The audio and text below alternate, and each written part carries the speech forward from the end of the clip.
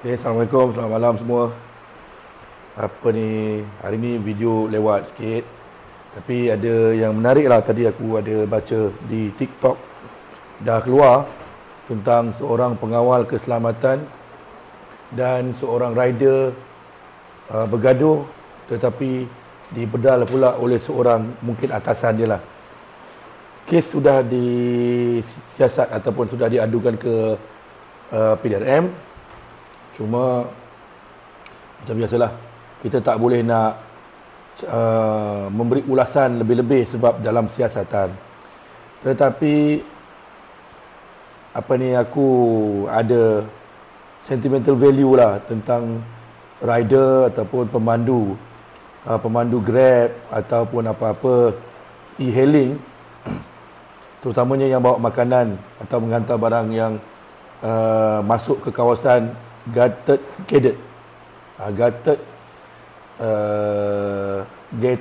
begitulah bunyinya. Maksudnya kawasan yang berpengawal dan berpagar.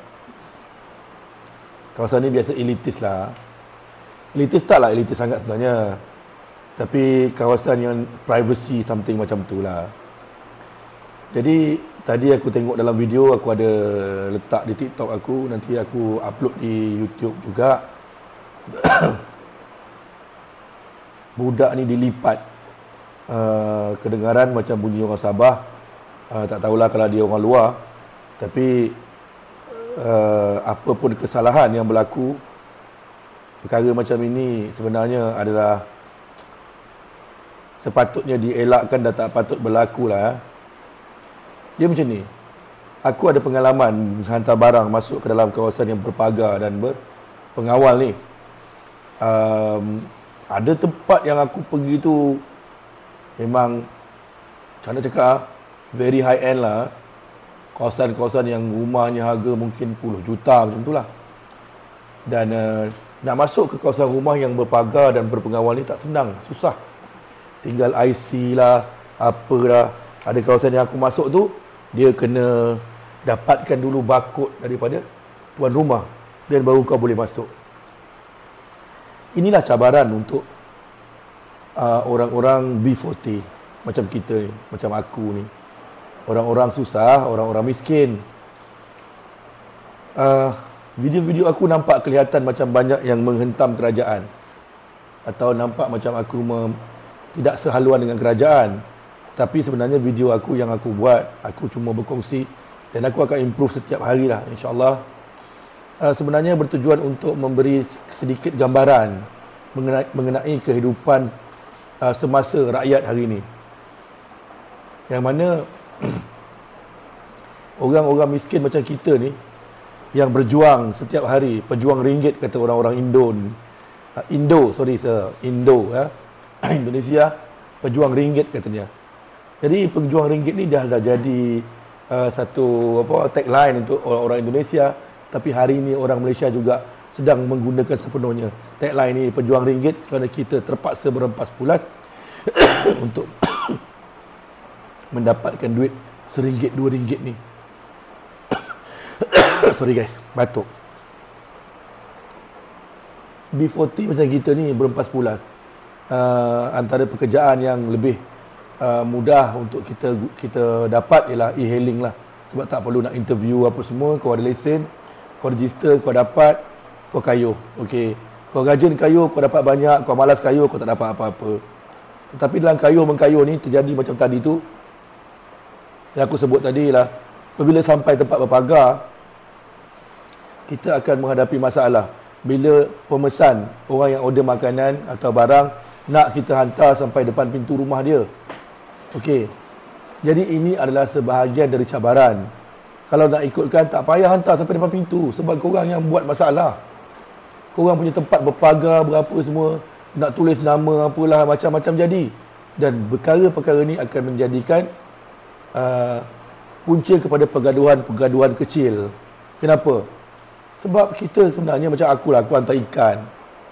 Kita akan bermain atau berkejar dengan masa. Tetapi sampai di tempat-tempat yang berpagar, bergad ni, nak minta IC, nak minta dulu itu, ini, dan telefon tuan rumah. Kita kejar masa tu wang ringgit, bukan masa kita ni untuk bagi korang yang bayar setakat RM3, RM2 upah, kita terpaksa tunggu korang dan kita lost trip-trip yang lebih banyak gitu. Jadi bila kita sudah menunggu, bukanlah cerita yang polis yang tadi tu, tak, cerita lain lah. Kita dah tunggu, kita dah bersabar, tetapi tak dapat masuk, dan mula mungkin ada problem di tempat sebelumnya 2 dan 3 dan kali keempat the same problem, sama masalahnya, maka berlakulah perkara macam tadi, bergaduh. Kita panas, kita berhujan, sampai-sampai orang pula nak suruh kita masuk sampai depan pintu rumah, nak masuk guard tak bagi masuk, nak itu nak ini, sampai tuan rumah telefon guard tak bagi masuk, building procedure. Jadi tuan rumah paksa juga masuk. Yang jadi mangsa siapa? Budak-budak rider, yang geng-geng e-hailing ni, yang hantar barang, Lalamu dan sebagainya. Jadi sebenarnya kita tak tahu macam mana guideline yang ditetapkan oleh kerajaan, atau sebenarnya guideline ataupun undang-undang berpagar ni ditetapkan oleh maintenance building. Aku orang kampung, duduk kampung, mana ada pernah duduk rumah apartmen, kondo kan. Tu tempat orang kaya, aku tak mampu. So aku tak tahu macam mana prosedur JMB dan sebagainya. Tapi kita bukan nak melanggar ataupun kita nak komplain tentang cara pengurusan. Cuma dia akan menjadi problem kepada rider. So let's say all the building kata, management kata tak boleh masuk dalam. So you kena letakkan satu area, just put the makanan there, tinggalkan makanan kat situ, balik. Kalau customer cakap dah sampai. Tapi customer tak nak. Tahulah yang tinggal-tinggal berpagau ni orang-orang hebat, bukan orang cikai-cikai kan. So inilah yang menjadi isu. Perkara-perkara macam ni nampak macam kecil tau, tapi bila dah sampai berlipat-lipat tangan, patah, kecederaan yang kita tak tahu akibat daripada tindakan tu, akan menyebabkan mungkin masalah perkauman kalau yang datang itu orang lain, bangsa ini, dan yang jadi security bangsa ini, bila masuk video dan dia di perkauman. Nampak macam remeh, tapi dia jadi besar. Now rider kalau datang pergi serang building tu, kita pun tak tahu. Perkara-perkara macam ni sedih sebenarnya. Dia orang ni cari makan berapa sen tak dapat. Aku tak salahkan rider kalau rider mengamuk, sorry. Aku minta maaf lah banyak-banyak. Bukan aku nak backup rider, aku nak backup mana-mana e-hailer, ataupun aku nak backup mana-mana orang-orang yang bawa makanan macam ni. Tapi aku kasihan, aku pernah berada dalam situasi tu, dan aku sendiri bila tengok benda ni, aku automatically salahkan orang yang memesan dan juga pengurusan bangunan yang begitu belagak, seolah-olah tempat dia kita nak rompak. Dah tahu kita budak-budak yang hantar makanan dan apa, kita rushing nak hantar, nak kejar trip. Kalau kita dapat RM3, RM4, kalau kita dapat kejar 2 trip, dah RM8. Tadi bila dah bergaduh macam tu, akan take time sampai setengah hari, 1 hari pergi balai. Tu 1 hari, 2 hari budak tu tak ada income. Jadi siapa nak tanggung? Mungkin video membebel aku malam ni nampak simple kan, tapi kawan-kawan, aku pernah bermain dengan sistem ini semasa PKP. Aku menghantar ikan seluruh negara. Okey. Dan ketika orang lain tak boleh bergerak, aku alhamdulillah mendapat kebenaran berbagai surat MITI, Kementerian Pertanian ketika itu, daripada Perikanan, LKM. Aku alhamdulillah Persatuan Nelayan dapat surat. So aku bergerak. Ketika itu ada isu banyak, termasuk penghantar makanan yang tak ada surat, yang terpaksa buat tulis nama sendiri, mengadu ke balai polis, saya ni ini susah di rumah, saya buat ambil upah hantar makanan dan sebagainya. Kesian tau cerita-cerita orang macam ni. Tetapi malangnya, bila semalam cerita yang sama, hari ni sama, dan besok mungkin sama juga, aku nak membebel. Orang miskin akan sentiasa ditindas. Semalam aku buat video tentang orang kaya boleh pakai tinted, orang miskin kena saman. Kenapa orang kaya boleh pakai tinted? Sebab mereka bayar. Jadi aku tak perlu jelaskan banyak-banyak tentang cerita tinted, tengok video aku yang tinted tu. Jadi sebenarnya dia lebih kepada bagaimana orang kaya boleh bayar apa saja dan boleh beli apa saja.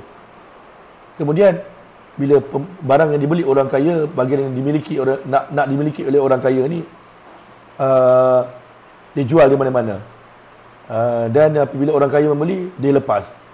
Apabila orang miskin membeli, dia kena tangkap. Begitulah yang berlaku setiap hari. Dan kadang kita terasa sangat-sangat menjengkelkan di mana orang-orang kaya bertindak seolah-olah mereka ini ada duit dan mereka boleh buat kita seperti apa yang mereka nak. Tak boleh nak cakap keras-keras, nanti kena ban video. Okey. Jangan macam itulah, tuan-tuan, puan-puan, Datuk, Datin, Tuan Datuk Seri, Tan Sri. Sebenarnya tak ada pun Datuk, Datin tu. Sebenarnya orang biasa je yang kalut hantar depan rumah. Kalau boleh nak budak-budak rider ni hidangkan terus makanan, hidangkan terus air depan mata dia. Kalau boleh suapkan. Melampau, sorry lah melampau. Budak tu kita tak boleh nak komen apa-apa tentang kejadian ni. Kerana kejadian ni dalam siasatan polis, kita cuma nak memberi gambaran sahaja yang berlaku apabila masyarakat kita hari terlalu pemalas. Beli makanan orang dah hantar, okeylah. Kau punya tempat, kau dah tahu ada problem. Guard kau macam tu haram jadah. Lepas tu kau paksa budak tu masuk. Lepas tu bila budak tu panas, bertekak dengan pengawal warga asing, jadilah macam ni. Okay? Guys, kita sama-sama lah. Sama-sama lah membantu dalam keadaan negara kita yang paling susah. Sekarang ini, kita tidak mahu menyalahkan PMX, menyalahkan PMY, PMZ. Tapi dia orang ni ada tanggungjawab. Nanti dia akan jawab baru setahun, baru 2 tahun. Tapi setahun 2 tahun ini tanggungjawab itu wajib dilaksanakan dan rakyat hari ini sangat-sangat terkesan. Sangat-sangat susah. Jadi bila orang yang mencari RM1, RM2 ni pun terpaksa dia belasah untuk mendapatkan RM3, RM4. Allahu Akbar. Kenapa dengan negara kita?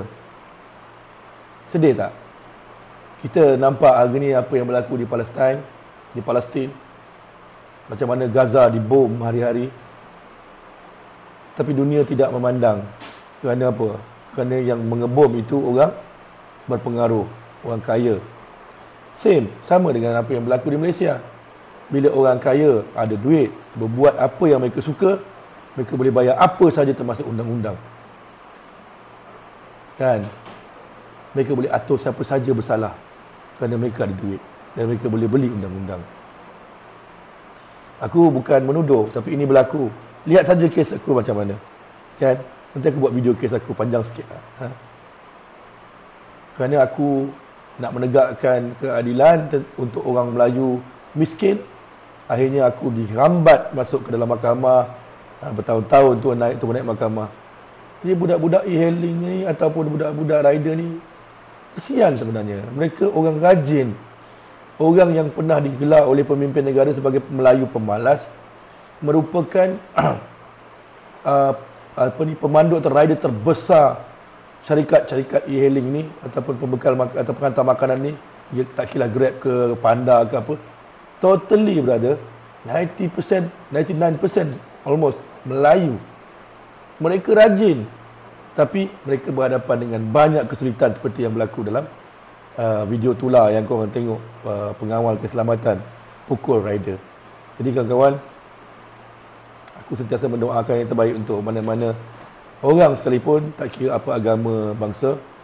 Semoga kita terus lindungi. Jadi elakkan pergeseran sebolehnya, macam akulah.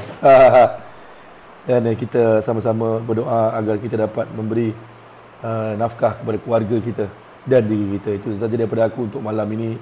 Bye-bye. Assalamualaikum.